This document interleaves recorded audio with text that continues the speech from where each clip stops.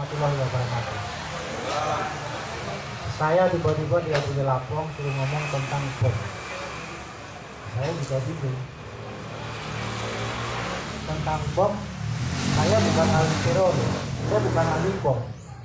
Apalagi ahli agama. Ahli agama sudah sebelah saya, Bung Eki. Tapi kalau kita melihat Indonesia sebetulnya, kita nggak usah jauh-jauh. Melihat aja Guntur 49. Di mana Guntur 49 telah pernah ditiduri oleh seorang Fajrul Rahman, setelah di kekuasaan dia lupa. Itu nyata nggak? Kondisinya seperti dia ini Indonesia. Jadi jubir ya. Jubir lagi. Tanggal 21 April jadi dokter. Artinya di Indonesia ini ada semacam anomali politik. Anomali politik itu terjadi karena hukum sudah dijadikan sebagai alat politik, di mana hukum dipakai untuk menekan lawan main. Saya tidak mengerti, pada saat saya COVID, saya sendiri bingung. Kenapa saya harus membuat karikatur Japra Usil yang hampir tiap hari atau beberapa hari selalu muncul? Itu karena kegelisahan saja. Di mana saya harus melawan walaupun sendiri. Caranya dengan apa? Ya dengan cara karikatur Japra Usil itu. Seperti kasus bom.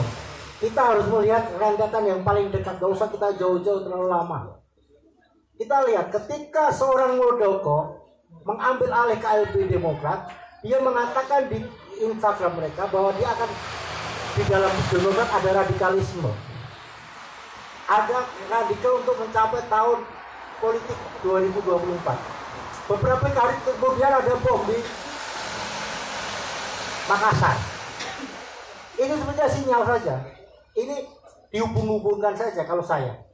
Sehingga pada saat kejadian bom, isu tentang Demokrat KLB abal-abal itu beritanya jadi turun. Itu fakta yang terjadi. Kalau terjadi sekarang ini yang ada adalah semua seperti yang diarahkan oleh Edi Sudana tadi adalah memang sebuah skenario by design. Inilah kegagalan aparat dan intelijen dalam menanggulangi terorisme. Keuntungannya apa? Keuntungannya adalah anggaran akan naik. Ini 44,4 triliun. Itu intinya sebetulnya di situ.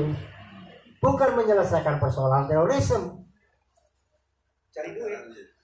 tapi anggarannya. Logika orang akan mengatakan bahwa kenapa munculnya bom terorisme, rakyat justru menjadi sinis, tidak terlalu berlebihan sama ketika waktu Dr. Azhari dan Dr. M. Tong melakukan itu. Beda kan? Ini yang kita amati seperti itu. Kasus Saganda, kasus Jumhur, kasus Anton, tuduhannya adalah melanggar undang-undang ITE, penghasutan. Tuntutannya di luar undang-undang ITE, yaitu diskusi dari WA Group kami, WA Groupnya dia di mana-mana. Sehingga yang terjadi tidak lagi menjadi tuntutan undang-undang ITE dan dituntut oleh jaksa 6 tahun menurut pasal KUHP. Ini yang berbeda karena hampir kesaksian yang dihadirkan tidak dituntut sama sekali. Mosok tiba-tiba ketua cyber kerjanya jadi kurir, hashtag aja nggak tahu. Sampai ahli bahasa didatangkan dari UPI Bandung, itu di pengadilannya dia itu sampai stroke karena pertanyaan para pengacara yang sangat hebat. Stroke, benar stroke. Jalannya sudah nggak pakai sepatu lagi, sudah pincang gitu. Ya memang karena dia berhadapan dengan hati nurani berbeda. Itu realitas. Ada hal yang terjadi lagi. Ketika rakyat melakukan kebohongan di dalam ITE, ditangkap. Tapi ketika Jokowi melakukan kebohongan terhadap 3 tahun tidak impor, didiamkan saja. Ini kan anomali politik yang terjadi. Yang saya katakan tadi, hukum akan selalu berpijak kepada lawan politiknya. Saya kembali lagi ke soal itu, bahwa salah satu hal yang menarik dari politik Indonesia itu adalah memang penguasa itu selalu sekarang memanfaatkan pilar aparat sebagai satu kekuatan mereka. Kita harus melihat bagaimana ketika seorang Gibran yang maaf tidak punya track record apapun tiba-tiba menjadi sosok menarik bagi para politisi. Pertanyaan kita, apa yang dia punyai pemikiran tentang kebangsaan dan negara yang itu harus disampaikan secara luas. Yang kedua, yang menarik lagi, semua isu yang terjadi itu adalah sebetulnya menutup kasus bansos.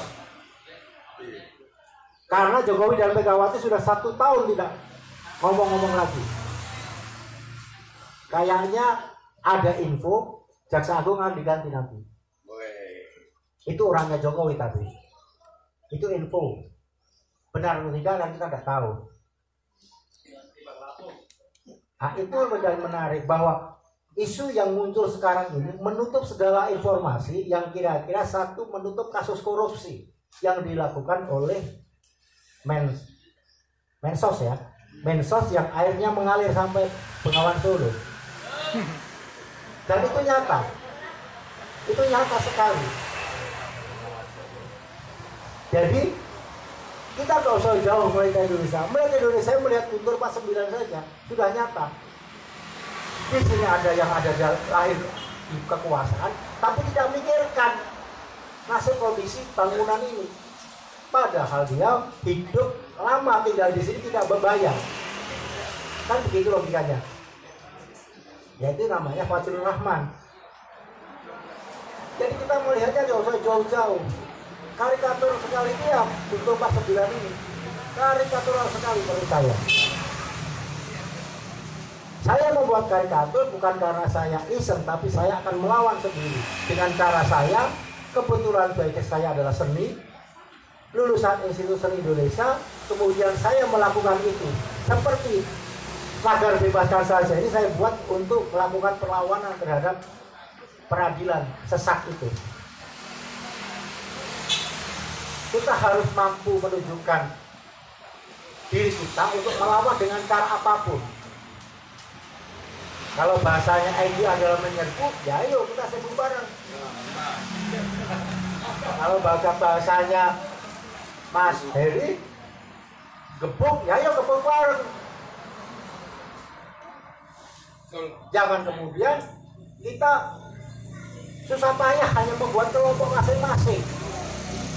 Dan kelompok itu hanya ada di spanduk. Tidak ada orangnya. Itu harus kita tunjukkan gitu loh. Itu yang kita tunjukkan bahwa melawan itu bukan hanya spanduk, bukan papan nama, tapi orang.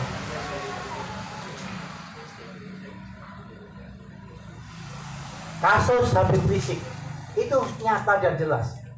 Katanya melanggar protokol kesehatan. Tapi Jokowi di NTT itu tugas negara. Ini juga karikatur sekali. Ini anomali politik yang terjadi gitu. Dan tidak ada yang mengkritisi ini. Tapi saya tetap membuat karikatur. Buka IG saya, Japra Usir, ada semua di situ. Dan perlu saya ketahui, 2 kali saya didatangi. Serius didatangi. Oleh pihak tertentu yang nggak sebut namanya, kebetulan dia juga teman saya. Saya bilang kalau saya melanggar silahkan tangkap. Buka hukumnya. Sejak kapan karikatur dianggap melanggar? Saya tidak pernah nyebut orang. Tapi ini gambar Jokowi bukan. Ini Pak Ijo. Kan persoalan interpretasi. Saya membuat sesuatu itu multitafsir. Jadi tidak bisa kemudian menuduh saya melawan, kecuali saya menulis Jokowi anjing misalnya. Itu saya melanggar hukum. Saya tidak pernah mengatakan itu. Barusan mengatakan. Coba diulang. Katakan itu contoh. Kan begitu kan? Jadi hal-hal seperti itu kita harus pahami, gitu. Bahwa pemerintahan ini sudah menghadapi kepanikan yang tinggi. Memang sayang kemarin Menkumham kemudian menolak KLB itu sebetulnya kurang panjang. Pengennya nggak usah menolak dulu gitu loh. Iya. Karena Demokrat dari daerah belum aksi. Jadi nunggu barang itu loh. Oh iya, saya ngomong, ayo DPD aksi 34. Habis DPD, DPC 514. Itu belum terlaksana. Bareng gebuk. Kalau itu terlaksana kan gebuk dan serbu. Kan begitu. Mantap. Ya akhirnya secara otomatis ya tetap harus mengapresiasi pemerintah. Kita tetap harus apresiasi karena memang secara hukum mereka salah.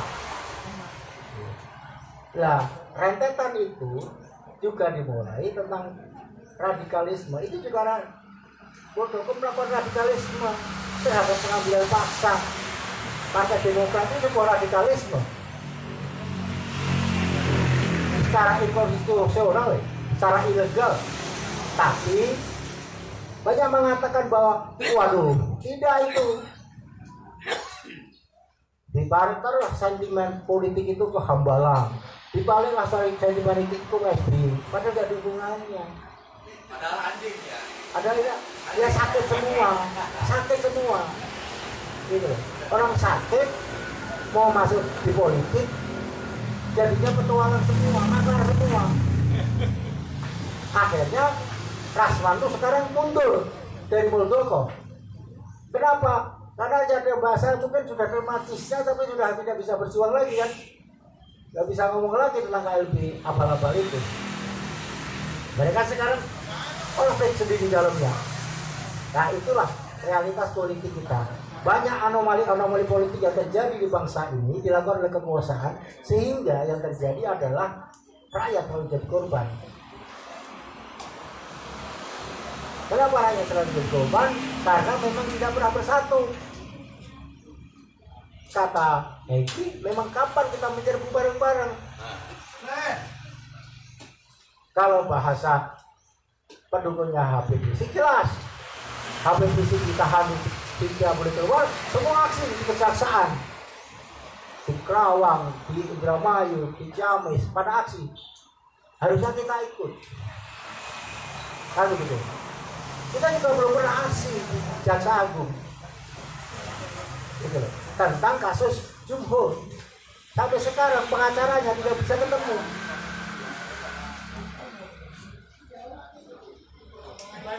Iya, pengacaranya tidak bisa ketemu. Insya Allah kita desak kemarin, akhirnya besok hari Senin sidang Jumhur udah mulai offline. Nah artinya kalau offline berarti kita berdiri ke sana, ke Pengadilan Jakarta Selatan. Hari Senin Pengadilan Jumhur dilakukan di PN Jakarta Selatan, Jalan Ampera. Nah tolong itu dijadikan, yuk kita bersama-sama ke sana. Kenapa? Karena itu penting, itu support, karena itu peradilan offline. Kalau tidak datang lagi, mundur lagi, karena pengacara selalu menolak. Hakim sudah mengatakan dihadirkan, tapi jaksa menolak, karena jaksanya itu titipan dari kejaksaan itu semua. Itu realitas yang terjadi. Anton juga sama saja, tidak bisa offline. Saganda juga tidak bisa offline. Tapi kalau kita bareng-bareng memenuhi sebuah peradilan itu, insya Allah akan memberi support semangat pada Jumhur. Karena apa? Karena mereka pada dasarnya bingung terhadap peradilan itu. Saya pikir itu ya, Bung Niko. Semoga kita bersama-sama berpikir, berjuang bersama untuk kepentingan bersama, bukan untuk kepentingan kita sendiri. Terima kasih. Wassalamualaikum warahmatullahi wabarakatuh.